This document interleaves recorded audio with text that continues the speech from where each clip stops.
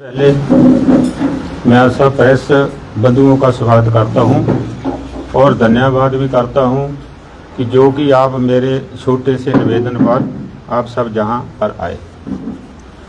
मैं प्रधान ग्राम पंचायत कसौली पीरनिगाह मंदिर के संबंध में आपके माध्यम से प्रशासन व हिमाचल सरकार के बयान में कुछ तथ्य लाना चाहता हूं, क्योंकि विधानसभा क्षेत्र के पूर्व विधायक श्री सतपाल राय यादव ने आरोप लगाए हैं कि मंदिर के पैसों का मिसयूज किया है। सबसे पहले मैं ये स्पष्ट करना चाहता हूं कि राजस्व रिकॉर्ड के अनुसार पीरनिगाह मंदिर की भूमि व मंदिर कानूनी तौर पर ग्राम पंचायत बसोली शुरू से इसका प्रबंध पंचायत करती आई है और कानूनी रेवेन्यू रिकॉर्ड के हिसाब से ये मंदिर ग्राम पंचायत बसोली इसकी मालिक है। हाल में ही हुए पंचायत चुनाव घोषित होने और आचार संहिता लागू होने पर ग्राम पंचायत बसोली की तत्कालीन प्रधान द्वारा मंदिर प्रबंधन का कार्य प्रशासन को सौंप दिया था। अब जबकि नई पंचायतों का चुनाव हुए 2 माह हो चुके हैं, लेकिन प्रशासन द्वारा पीरनिगाह मंदिर का चार्ज अभी तक भी ग्राम पंचायत बसोली को नहीं सौंपा है, जो कि सरकार व प्रशासन द्वारा ग्राम पंचायत के साथ सरासर धक्का किया जा रहा है और पंचायत के वैधानिक अधिकारों का हनन किया जा रहा है। इस प्रकार ग्राम पंचायत के लोकतंत्र अधिकारों का भी हनन किया जा रहा है। स्थानीय नेता, हिमाचल की सरकार, हिमाचल की कांग्रेस के दबाव में प्रशासन भी उसे असहाय नजर आ रहा है। जहां पर मैं कुछ तथ्य आपके ध्यान में लाना चाहता हूं कि पिछली पंचायत द्वारा किए गए कार्य जो कि प्रमुख रूप से हैं वे निम्न प्रकार से हैं। बच्चों के लिए स्कूल बस खरीदी गई, एम्बुलेंस खरीदी गई, शव वाहन खरीदा गया, कूड़ा करकट गाड़ी खरीदी गई।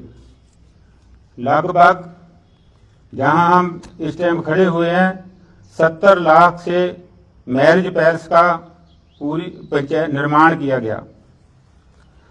पूरी पंचायत में करोड़ों का व्यय करके रास्तों का निर्माण किया गया। खाई मोहल्ला में 2 पुलों का निर्माण किया, जहां पिछले समय में साइकिल तक भी उनके घर तक नहीं पहुंचता था, लेकिन अब उन घरों में गाड़ी की सुविधा उपलब्ध कराई गई। सिंचाई व्यवस्था के लिए ट्यूबवेल का निर्माण किया। फसलों को जंगली जानवरों से बचाने के लिए जाल लगवाया गया। युवाओं के लिए जिम का निर्माण किया गया ताकि बच्चे नशों की तरफ ना जाएं। 2 खेल के मैदान बनाए गए, 3 पार्क बनाए गए। प्रवेश द्वार से गुरु नानक देव जी के स्थान तक एक बड़ी रेन शेड बनाई गई ताकि श्रद्धालुओं को बारिश या गर्मी से बचाया जा सके। गुरु नानक देव जी के स्थान पर भवन का एक निर्माण किया गया। श्री गुरु नानक देव जी के स्थान से लेकर अंदर पीरनिगाह प्रवेश होने से पहले एक रेन शेड बनाई गई और उसको सीलिंग करके तैयार किया गया। पीरनिगाह में एक बड़ी शेड का कार्य किया गया, जहां अभी लोग बैठ के आराम करते हैं। पंडित नगाइया जी की छपड़ी का सौंदर्यीकरण कम से कम 1 करोड़ के लगभग खर्चा किया गया। वहां पर पिछली पंचायत ने विष्णु भगवान का मंदिर बनाया था, लेकिन वो काम निर्माण अधीन था, तो हमारी पंचायत ने उसको बहुत सुंदर तरीके से बनाया गया। गौशाला का निर्माण किया गया। चारे के लिए अलग से गौशाला के सामने ही एक 5 कनाल जगह तैयार की, जहां पर हम गौओं के लिए हरा चारा, बरसीम वगैरह तैयार कर सकते हैं। गांव की व्यवस्था के मद्देनजर सभी नालियां अंडरग्राउंड की गई। गांव के सभी मंदिर, जिसमें हमारे गांव के सभी मंदिर, इसमें रविदास मंदिर, पंचपीढ़ी, 2 शिव मंदिर, एक विश्वकर्मा मंदिर, का सुधार किया गया। उपरोक्त के अतिरिक्त मंदिर के प्रबंधन के लिए छोटे मोटे अन्य खर्च भी किए गए। उपरोक्त के अतिरिक्त विभिन्न प्रकार की जनहित योजनाओं पर व्यय किया गया। जिलाधीश उन्ना को रेड क्रॉस के अंतर्गत 16 लाख रुपए दिए गए।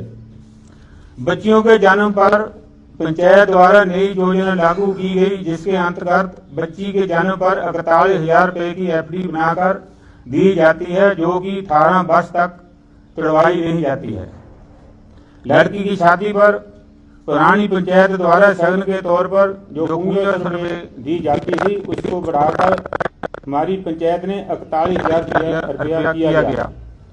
प्रशासन के निर्देश अनुसार टीबी के रोगियों को हेल्थ व डाइट किट हर माह दी जाती थी। मध्यबुद्धि बच्चों के देना स्थित संस्थान आश्रय को 31,000 रुपया दिया जाता रहा। गवर्नमेंट सीनियर सेकेंडरी स्कूल रसोली में टीचर व पीएन के रिक्त पदों पर रखे गए कर्मियों का मंदिर कमेटी की तरफ से वेतन दिया जाता रहा। मंदिर के सुचारू संचालन के लिए प्रति माह 25 लाख रुपए की लगभग व्यय होता है, जिसमें पूरी पंचायत, मंदिर, दुकानें व घरों को मुफ्त पीने का पानी, मंदिर का बिजली बिल, कर्मचारियों का वेतन, गौशाला का खर्च, लंगर की व्यवस्था, गरीब बच्चों की फीस, बुढ़ापा, विधवा पेंशन, दिव्यांग बच्चों को व बेसहारा बच्चों को पेंशन दी जाती है। लगभग ये मिला के 150 तक हो गए और पर हेड 2,000 रुपया। जब हमारी पंचायत थी तो हम घरों में जाकर डोर टू डोर ये बांटते थे। दिवाली के पावन त्योहार पर पूरी पंचायत के हर परिवार को गिफ्ट दिए जाते रहे हैं। धार्मिक दृष्टि से हर साल दंगल, भागवत कथा और दहाजे का आयोजन किया जाता था। पंचायत की सभी गलियों व मोहल्लों में स्ट्रीट लाइटों का प्रबंध किया गया। इन उपरोक्त कार्यों पर पंचायत द्वारा पिछले 5 वर्षों में लगभग 21 करोड़ खर्च किए गए और पंचायत द्वारा प्रशासन को लगभग 30 लाख रुपए खाते में दिए गए, जबकि पिछली पंचायत में पंचायत द्वारा प्रशासन को लगभग, जब प्रशासन हमारे मंदिर में आया तो हमने 30 लाख रुपया उनको दिया गया। लेकिन पिछली पंचायत द्वारा, जिसकी प्रधान श्रीमती उषा देवी थी, उसने पिछली पंचायत को श्रीमती शशि देवी को लगभग 2 लाख रुपया दिया गया। जहां पर ये मैं स्पष्ट कर देना चाहता हूं कि हर साल केवल 2 माह, चैत महीना और वीरवार के 4 या 5 वीरवारों से जो आय होती है, ये सब खर्चा 2 महीनों के ऊपर होता है। और इसके अलावा जो 10 महीने होते हैं वो श्रद्धालुओं द्वारा जो चढ़ावा चढ़ाया जाता है वो इस खर्चे को पूरा नहीं करता है। तो पिछले 12 वर्षों से रह रहे नौकरी कार्य पूर्व विधायक श्री सतपाल राय यादव जी ने मेरी परिवार पर व्यक्तिगत टिप्पणी की गई। उसको तो पहले ये नहीं पता कि मेरा बेटा रहता कहाँ है, वो ऑस्ट्रेलिया बता रहा है। लेकिन मैं कनाडा में मंदिर के पैसे से होटल बनाए गए। मैं यादव जी को चैलेंज करता हूं, अगर एक भी पैसे की हेरा फेरी करके मैंने कनाडा या ऑस्ट्रेलिया में भेजाया तो मेरे को प्रूफ कर दे, मैं अपने पद से इस्तीफा दे दूंगा। मैं चैलेंज करता हूं। और दूसरी बात, हरेक का इज्जत मान करना सभी का आदर मानता है, चाहे वो पूर्व विधायक हो, चाहे कोई पंचायत का मेंबर हो। उसने ना तो आज उसने कॉन्फ्रेंस में सालों तक हमारे गांव और पंचायत को कह दिया है, जबकि उसके लिए ये अच्छा नहीं है। उसको पूछना चाहिए कि आपने ये बात क्यों कही। आने वाले समय में अगर ये जवाब नहीं देगा तो इस पर हम मानहानि का दावा करके पूरा गांव को साथ लेंगे। सालों कहना एक पूर्व विधायक के लिए बड़ी शर्मनाक बात है। तो मैं राय यादव को ये बोलना चाहता हूं कि विधायकों का काम क्या होता है। विधायकों का काम ये गालियां निकालियां, लोगों का टिप्पणियां करनियां, गलत जूझ करी जाना, लेकिन विधायकों का काम होता है गांव में विकास कराना, अपने क्षेत्र अपने कॉन्स्टिट्यूएंसी में जन कल्याण के काम करने, विकास कार्य करने। और मैं इसके बारे में पूछना चाहता हूँ राय यादव को, क्या आपने 4 साल में हमारे गांव में पैर तक भी रखा है? अभी 1 साल के बाद MLA के इलेक्शन आने वाले, तो ये लोग आएंगे वोटें मांगने, 5 हक दे मुंह नहीं दिखाते। और इसके अलावा मैं सतपाल सती जी का बहुत धन्यवाद करता हूं, जिसने अपनी सरकार के होते टाइम हमारे गांव में कम से कम 2.5-3 करोड़ रुपया हमारे जन कल्याण और हमारे गांव के विकास के हित खर्च किया है। और मैं ये भी बता देता हूं कि क्या क्या कार्य किए हैं। जो आजकल हमारे पास PSC कसौली है, वो सतपाल सती जी की देन है। और एक कोली मोहल्ला में खड्ड में 45 लाख के लगभग एक पुल का निर्माण किया गया। इसके अलावा एक परों वाले रास्ते से हमारे को सिंचाई की रिग दी गई थी, जो इस सरकार द्वारा एक पर्सन अपने व्यक्ति को एक मोटर डाल के अकेले यूज कर रहा है, जबकि वो मंदिर की सांझी रिग थी। तो हम उस रिग पे सोचते थे सिंचाई करना, ये ऐसे कार्य करने ये लोगों के हित में नहीं है। तो मैं ये चाहता हूं, अगर आपने इंक्वायरी करनी है करो, हमारे से शुरू को पीछे 15-20 साल पीछे आयोग करते हैं हमारे को, जो हमने होटल बनाया है, जो हमने बिल्डिंगें बनाई है, जो हमने जमीन खरीदी है, उसमें हमारे को चैलेंज कर दे। हमारा गांव सबको जानता है, अगर हमने ये विकास गांव में नहीं किए होते तो आज हमारा गांव दोबारा हमारा चुनाव करके दोबारा पंचायत नहीं बनाती। तो इसलिए मैं एक बार फिर यादव को बोलना चाहता हूँ कि बोलने से पहले सोचना जरूरी है। ना बड़ों की तमीज है, ना इसको बोलने का तरीका है। तो मेरे को यही सलाह, उम्र के हिसाब से बोलना चाहिए। बोलो, बोलने का सबको अधिकार है, लेकिन तरीके से बोलो। तो मैं आप सभी का धन्यवाद करता हूँ, आपका बहुत बहुत मेहरबानी। एक मंदिर ट्रस्ट से जो 9,25,000 का वो दिखा रहे हैं, मैं ये भूल गया, मैं आपको बताना चाहता हूँ 9 लाख, हाँ गाड़ी का। देखो मैं ये बात स्पष्ट करना चाहता हूँ, अगर मैंने किसी ने गाड़ी लेनी है तो मंदिर का बीच में बेरवा नहीं लेना चाहिए। जब गाड़ी हमने ले लिया तो किसी को रिटर्न पैसे करना, लोन देना लेना तो जरूरत नहीं बनती।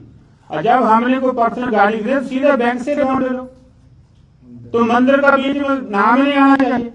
मंदिर के द्वारा गाड़ी लीजिए, मैं पैसे वापस करके मैंने लोन पास कर दिया, ये कोई तरीका है? कोई भी आदमी कोई चीज खरीदता है, लोन लेता है, बैंक से लेता है, तो बैंक से ट्रैक्टर ले लो, ताकि किसी के आपके ऊपर टिप्पणी ना हो।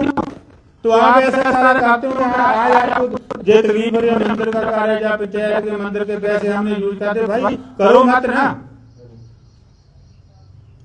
और दूसरी बात यह है कि हमने कम से कम 21 करोड़ 22 करोड़ के लगभग 5 सालों में खर्च किया है, चाहे मंदिर के विकास का हो, चाहे गांव के विकास का हो, चाहे लोगों के जन कल्याण का हो। और ये 1 करोड़ 30 लाख की बात कर रहे हैं ना, ये 2 महीने गया। और मैं ये पूछना चाहता हूं कि इस 1 करोड़ 30 लाख में निकल कितने गए? 3 महीने की पेंशन इन्होंने इकट्ठी ली, जबकि हर महीने हम लोगों को दरवाजे पर जाके देते थे। और तकरीबन 2 महीने के बाद ये लोगों को सैलरियां देते हैं और 2 महीने का बिजली का बिल देते हैं, जिसमें एक्स्ट्रा चार्ज पड़ता है। कुछ भी है, चाहे 10,000 है चाहे 20 है, तो मंदिर को घाटा है, लोगों के द्वारा चढ़ाया गया पैसा है, मिस यूज नहीं होना चाहिए। तो 1 करोड़ 30 लाख कोई 6 महीने का चढ़ावा नहीं। अगर 1 करोड़ 30 लाख रुपया 6 महीने में चढ़ा गया, तो मैं ये पूछना चाहता हूँ, तो मैं ये पूछना चाहता हूँ 4 वीरवार जो जेठ महीने के लिए उसका पैसा कहाँ गया? हमको तो हमको तो बैंक में कोई ऐसी डिटेल में पैसा नहीं शो हुआ जो जेठ महीने के वीरवारों को भी जमा कराया गया। और ये मेरे को एक टेम्परेरी लिस्ट पड़ी है, मैं आपको बताता हूँ। 6/5/26 तक इन्होंने जो 1 करोड़ 30 लाख चढ़ाया जोड़ा होगा, उसके बाद 12/5/26 को 1,81,000 रुपया चढ़ाया गया। उसके बाद एक महीना 20/6/26 को 24,30,000 रुपया चढ़ाया गया। जबकि ये चढ़ावा जो गले खोलते हैं वो भी हमारे आदमी के सामने खोलते हैं। जब गले एक हफ्ते में 3 बार खोलते हैं, बुधवार, वीरवार, शुक्रवार को, और 2-3 दिन गिने जाते हैं, तो पैसा गिना हुआ कहाँ गया? तो वो भी तो अकाउंट में आना चाहिए ना। तो 1,30,00,000 थोड़ा है, जो तो महिलाओं के 3-3 करोड़ रुपया बचता है, बचाना पड़ता है, क्योंकि दूसरे जो महीने हैं वो मंदिर का खर्चा नहीं उठाते हैं। लगभग 25 लाख रुपया खर्चा हमारे मंदिर को हर महीने में होता है, चाहे चढ़ावा हो या ना हो, करना ही पड़ेगा। अम्प्लाइयों का खर्चा, बिजली का खर्चा, गौशाला का खर्चा, लंगर का खर्चा, पानी का खर्चा, तो पेंशनों का खर्चा। तो ये 2 महीने से आने से जेने में कपड़ा का दिया, फिर जाने करो छो, हम तो तैयार है। हम ये पूछते हैं कि जो जेठ महीने में चढ़ावा गया वो कहाँ गया? गले जो तो पार्टी में होनी हो फोटो पढ़ाई में नहीं इतना वो। मैं एक बात और स्पष्ट करना चाहता हूँ।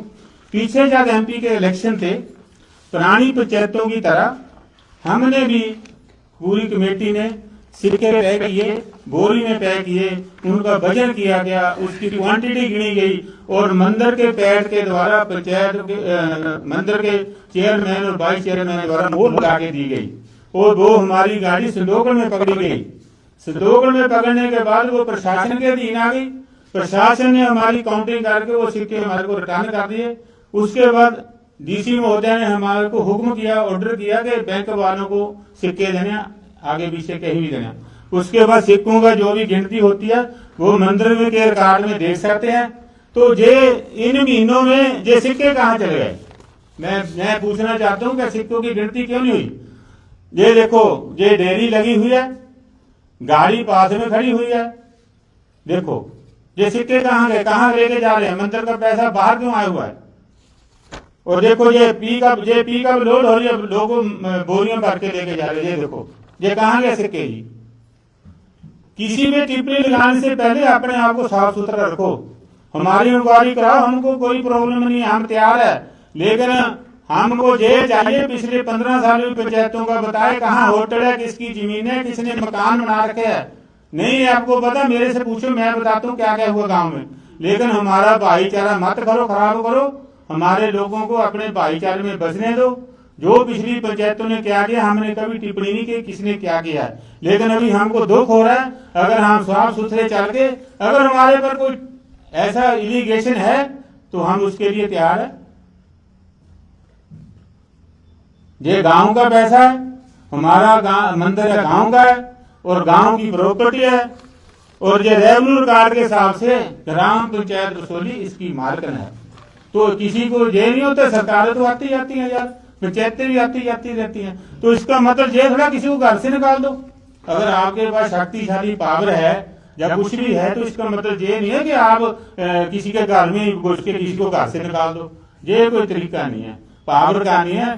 पावर वो होती है आप सहयोग दो पंचायतों को, गाँव को जाके हेल्प करो, कोई विकास करो, वो होता है विधायकों का काम। इन चीजों पर टिप्पणियां करने को, अगर कोई भी किसी चीज की जरूरत है मेरे से हासिल करता है। मेरे को सारा कार्ड है, ऑर्डर का कार्ड है, मेरे को 4-5 सीए की लेटर पड़े, मेरे को सारे सीए की रिपोर्ट पड़ी है। मुंह जबानी में कुछ नहीं बोल रहा हूँ। 22 करोड़ रुपया हम खर्च कर चुके हैं मंदिर के गांव में। तो मैं सतवर यादव से ये कहना चाहता हूं कि आप करो, बोलो, आपका हक है, लेकिन ये सालों सालों की भाषा मत यूज करो। ये हमको भी बोलना आता है, हमको भी बोलना आता है, गाली देनी सभी को आती है। सालों कौन होते हैं? हमारे गांव को पंचायत को सालों कहते हैं। ऐसा नहीं करना चाहिए। अगर आप रुतबा रखते हैं पूर्व विधायक, पूर्व विधायकों की तरह बात करो ना। गलतियां होती हैं, कुछ भी होता है, करो उसको स्पष्ट करो। ये नहीं, मैं इसके लिए सहमत बिल्कुल नहीं हूँ। अगर ऐसे के लिए कुछ करना पड़े तो हम आने वाले चुनाव में इसका देंगे, इसका जवाब भी देंगे, हमारे लोग देंगे। और आज हम इसके तहत पूरा गांव हमारा इकट्ठा हो रहा है और उसके बारे में चर्चा की जाएगी। ये हमारा पंचायत का नहीं है, पूरे गांव का मंदिर है। और कम से कम जब से हम देख रहे हैं तब से पंचायत ही इसको मैनेज करती आ रही है। तो धन्यवाद, शुक्रिया आपका, बहुत बहुत मेहरबानी।